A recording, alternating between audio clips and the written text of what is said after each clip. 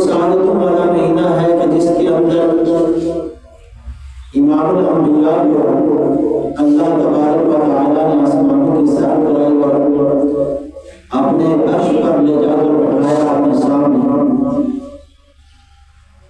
اور دوسری طرف اسی مہینہ کی 13 تاریخ کو سیدنا علی المرتضیٰ شیخ خدا رضی اللہ تعالی عنہ کی پیدائش کا دن ہے، اور وہ شہر خدا کے دن کے بارے میں آتا ہے کہ ان کی ماں بیت اللہ کا طواف کر رہی تھی امام الانبیاء کے ساتھ۔ بیت اللہ کا طواف کرتے کرتے حضرت علی المرتضیٰ رضی اللہ تعالیٰ عنہ کی ولادت کا وقت قریب آ گیا، بیت اللہ کی دیوار کھلی اور بیت اللہ کے اندر سیدنا علی المرتضیٰ کی پیدائش ہوتی ہے، اور بعد نے اس کے اندر کلام کیا ہے اور انہوں نے کہا کہ یہ علی المرتضیٰ شیخ خدا نہیں تھے بلکہ دوسرے حضرت علی تھے، لیکن زیادہ تر اقوال یہی ہیں کہ بیت اللہ کے اندر جس علی کی پیدائش ہوئی وہ حضرت ابو طالب کے بیٹے شیر خدا علی المرتضیٰ رضی اللہ تعالیٰ عنہ، جن کے بارے میں امام الانبیاء نے فرمایا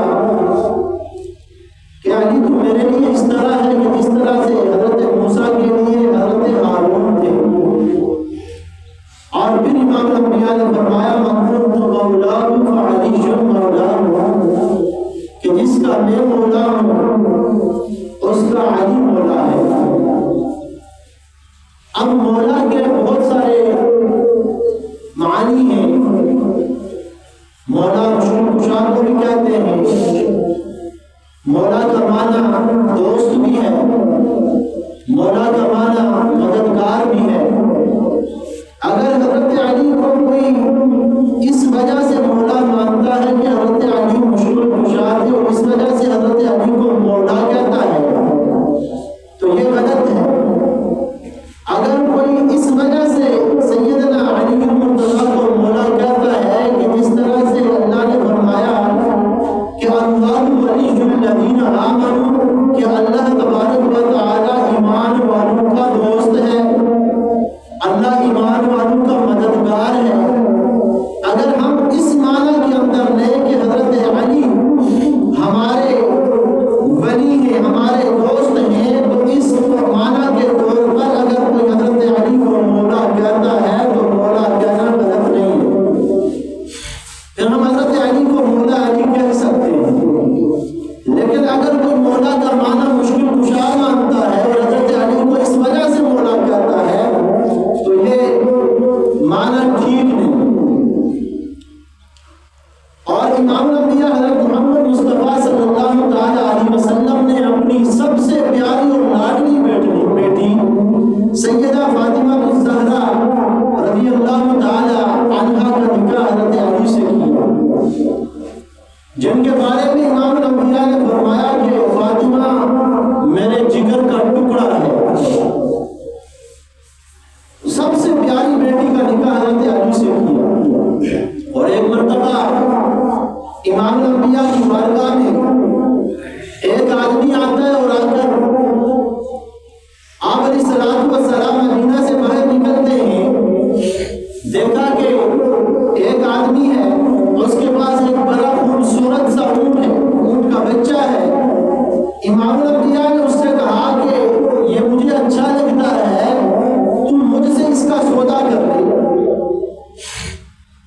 اب اس شخص سے امام الانبیاء نے کہا کہ کتنے داموں میں سودا کرے گا؟ کہا کہ مجھے دام نہیں چاہیے، مجھے اتنی کھجوریں چاہیے اور ان کے عوض میں آپ کو یہ اونٹ کا بچہ آپ کے سپرد کر دوں گا۔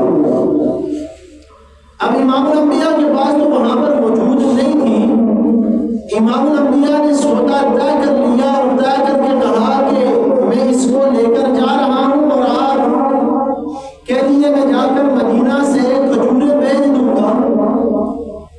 اب وہ تو امام الانبیاء کے چہرے کو تکتا رہا اور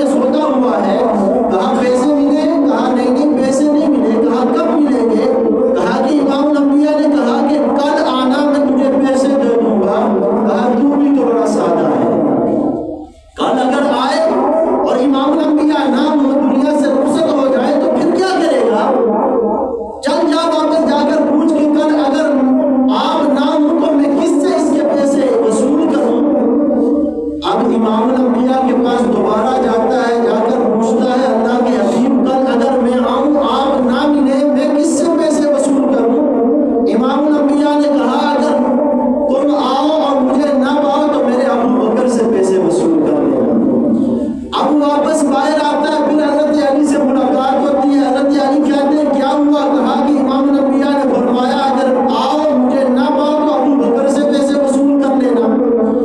اب حضرت علی نے کہا تو بھی تو بڑا سادہ ہے، جاؤ جا کر پوچھو کہ اگر حضرت ابو بکر بھی نہ ملے تو میں کس سے پیسے وصول کروں. واپس جاتا ہے، امام الانبیاء سے سوال کرتا ہے اللہ کے حبیب اگر میں آؤں آپ کو نہ پاؤں ابو بکر سے پیسے وصول کروں گا، اگر میں آؤں ابو بکر کو بھی نہ پاؤں تو کس سے پیسے وصول کروں. امام الانبیاء نے فرمایا اگر تو آئے ابو بکر کو بھی نہ پائے تو میرے عمر سے پیسے وصول کر لینا. باہر نکلتا ہے، پھر حضرت علی سے ملاقات ہوتی ہے. حضرت علی کہتے ہیں تو بھی تو بڑا سادہ ہے. کہا کیوں؟ کہا جاؤ جا کر کہو کہ اگر عمر کو بھی نہ پاؤں تو میں کس سے پیسے وصول کروں. تو امام الانبیاء کے پاس جاتا ہے، جا کر سوال کرتا ہے اللہ کے حبیب اگر میں آؤں عمر کو بھی نہ پاؤں تو کس سے پیسے وصول کروں. اللہ کے حبیب نے فرمایا اگر تو آئے مجھے نہ پائے ابو بکر کو نہ پائے عمر کو نہ پائے تو میرے عثمان سے پیسے وصول کر لینا. پھر باہر آتا ہے، حضرت علی سے ملاقات ہوتی ہے. حضرت علی فرماتے ہیں کیا ہوا؟ کہا کہ اگر عمر کو بھی نہ پائے تو عثمان سے پیسے وصول کر لینا. حضرت علی نے کہا تو بھی تو بڑا سادہ ہے، جاؤ اگر جا کر پوچھو کہ عثمان کو بھی نہ پاؤں تو میں کس سے پیسے وصول کروں. امام الانبیاء سے جا کر سوال کرتا ہے اللہ کے حبیب اگر میں آؤں عثمان کو بھی نہ پاؤں تو میں پیسے کس سے وصول کروں. اللہ کے حبیب نے فرمایا اگر تو آئے مجھ سے ملنے کے لیے مجھے نہ پائے ابو بکر سے وصول کر لینا، ابو بکر کو نہ پائے عمر سے وصول کر لینا، عمر کو نہ پائے عثمان سے وصول کر لینا، اور عثمان کو نہ پائے تو جو تجھے باہر سے اندر بھیج رہا ہے اس سے وصول کر. علی المرتضی رضی اللہ تعالی عنہ اتنے بہادر اتنے جری کہ حضرت علی کا کوئی مقابلہ نہیں کر سکتا. مرحب پہلوان ہے، عرب کا سب سے بڑا پہلوان. اب مدینہ منورہ کی طرف آ رہے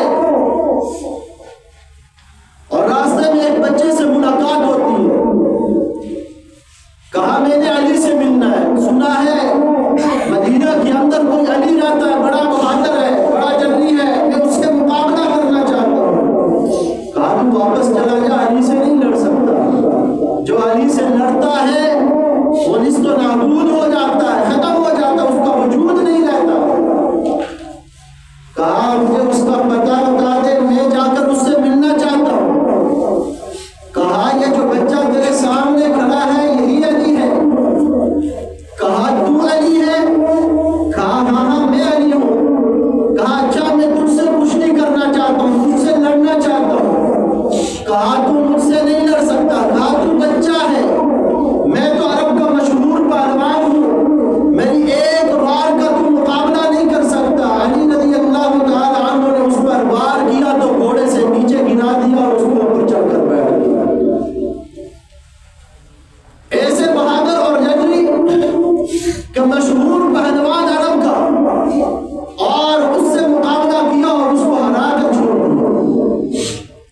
اللہ تبارک و تعالیٰ نے قرآن کے اندر ارشاد فرمایا، جو آیت مقدسہ میں نے آپ حضرات کے سامنے تلاوت فرمائی، اس میں اللہ تبارک و تعالیٰ کیا ارشاد فرماتے ہیں؟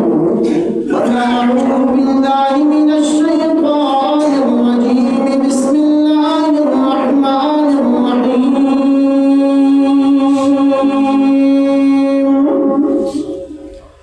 فَإِنَّ اللَّهَ وَمَوْلَاهُ وَجِبْرِيلُ وَصَالِحُ الْمُؤْمِنِينَ. کائنات کا رب قرآن میں اعلان فرماتا ہے فَإِنَّ اللَّهَ، بے شک اللہ، ہوا مولاہ، وہ اے نبی آپ کا مددگار ہے، آپ کا دوست ہے.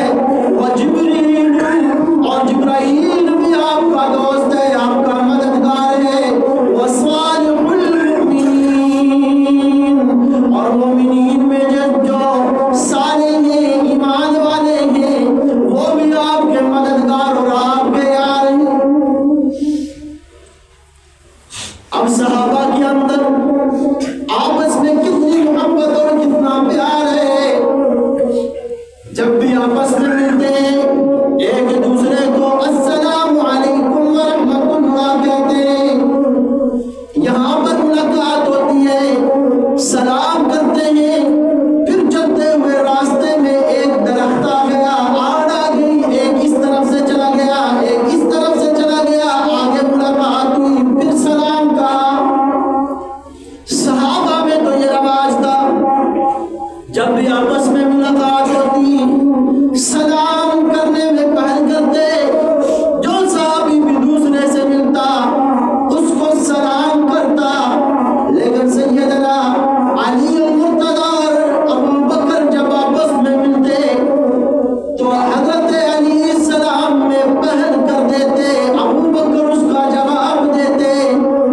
ایک مرتبہ ایسا ہوا سیدنا ابو بکر صدیق بھی آئے, علی المرتضیٰ بھی آئے.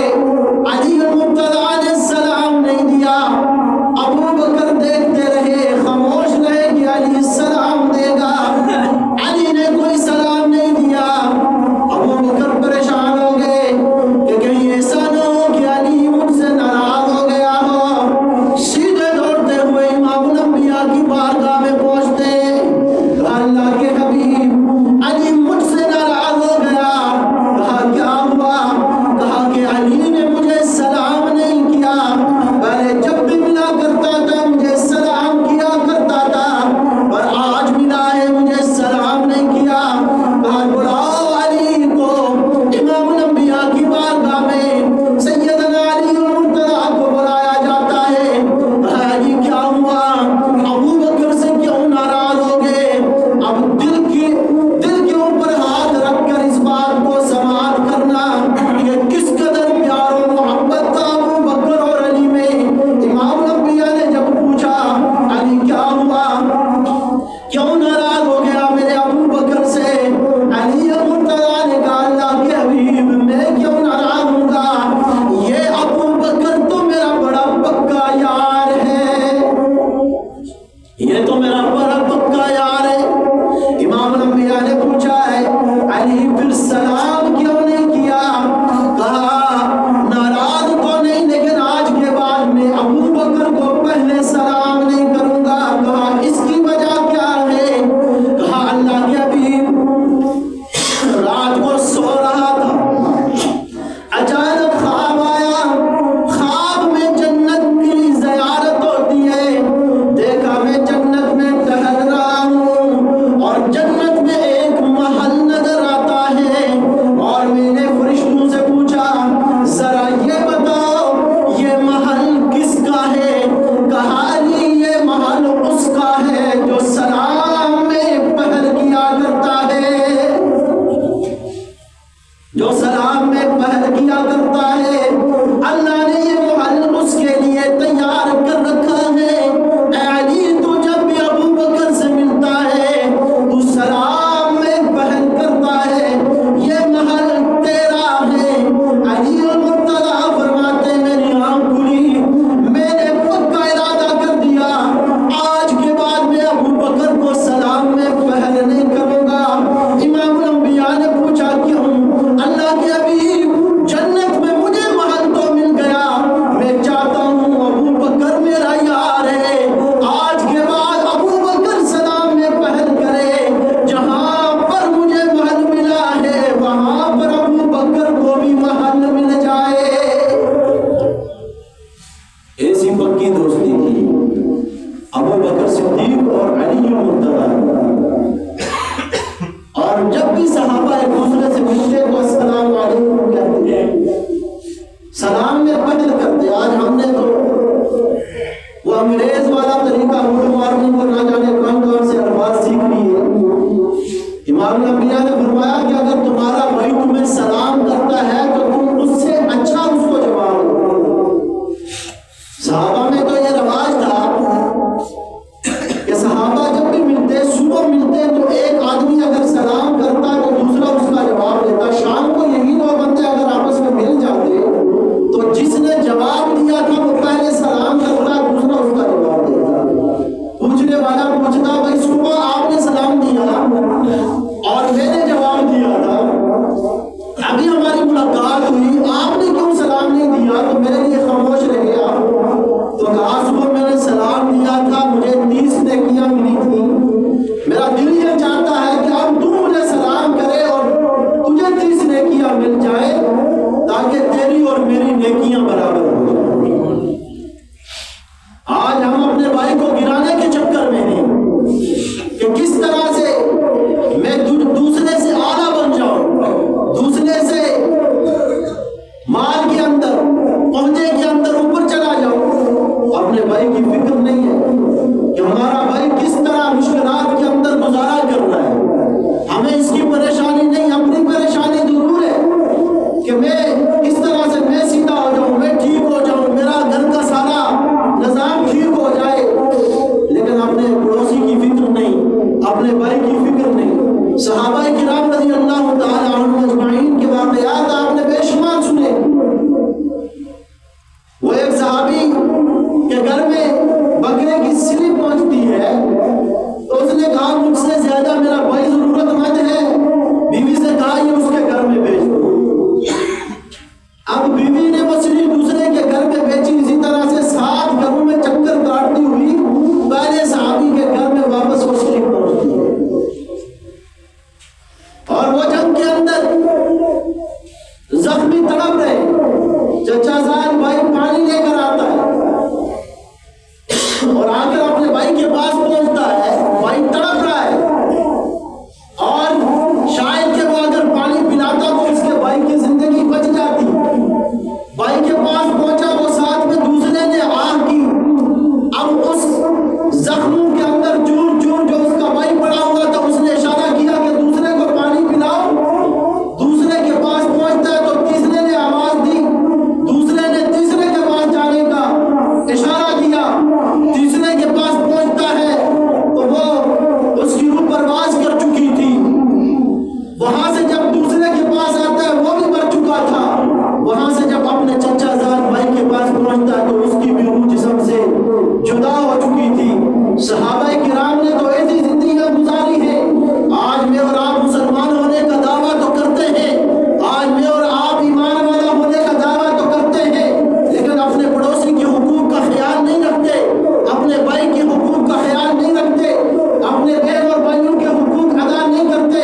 میرے بھائیوں دوستوں، ہم یہ اس کے اوپر دارومدار نہیں ہے ہمارا کہ ہم صرف نمازی ہیں، قرآن پڑھنے والے ہیں، پہلی صف کے نمازی، اگر ہمارا پڑوسی ہماری شرارتوں سے محفوظ نہیں ہے تو میں اور آپ جنت میں داخل نہیں ہو سکتے،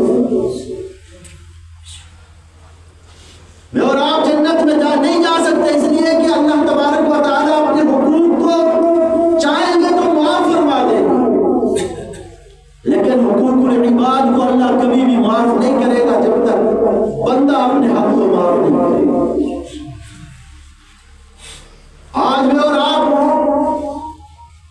دنیا کے چکر کے اندر، دنیا کمانے کے اندر اپنے بھائیوں کے، اپنے پڑوسیوں کے حقوق ہم کو تلف کرتے جا رہے ہیں، ہم کو مارتے جا رہے ہیں، لیکن کل رب کے سامنے ہم کس منہ سے جا کر کھڑے ہوں؟ اللہ تبارک و تعالی ہمیں سمجھ عطا فرمائے۔ اور ایک اعلان تھا کہ یہ مسجد کا کام آپ کے سامنے جاری ہے، اور یہاں پر الحمدللہ واش روم کا جو جتنا بھی کام تھا وہ سارا کام الحمدللہ ہو گیا ہے۔ اب ہم نے وضو خانے کے اوپر چھت ڈالی ہے، اس کے لیے ہم نے جتنا سامان لایا تقریباً 3.5 لاکھ روپیہ ہمیں درکار ہے، اور اس کے لیے آپ سے پہلے بھی اپیل کی ہے، اب بھی آپ سے یہ گزارش ہے کہ آپ حضرات جتنا اللہ کے راستے میں دے سکتے اپنے ہاتھوں سے دے کے